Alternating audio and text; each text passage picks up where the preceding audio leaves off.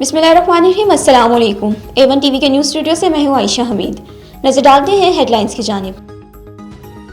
वज़ीर-ए-आज़म का दौरा सऊदी अरब मक्का मुकर्रमा में वक्त के हमरा उम्रे की अदायगी। वज़ीर-ए-आज़म शहबाज शरीफ ने खाना काबा में नवाफिल अदा किए। मुल्क व कौम और उम्मत मुस्लिमा की फलाह और बहबूद और तरक्की के लिए दुआ की।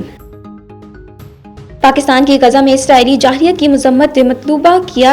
सलावती कौंसलर को इसराइली जाहिलियत के खिलाफ फैसला कुन इक़दाम करना होगा। मुस्तकिल मंदूब मुनीर अकरम का कहना है कि बेशियाना जंग को रोका ना गया तो ताकतवर और जारी रियासतों की बदतरीन फितरत बेनिकाब हो जाएगी।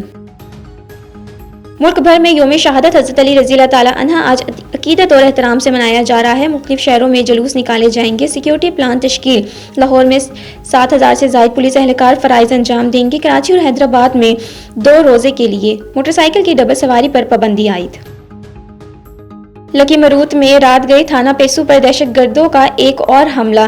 पेसा पुलिस की भरपूर जवाबी कार्रवाई से हमला आवर भागने पर मजबूर। अटक में दहशतगर्दों की फायरिंग से GUI का जिला अमीर जान से गया। मौलाना निजामुद्दीन पर खटक कॉलोनी के करीब फायरिंग की गई।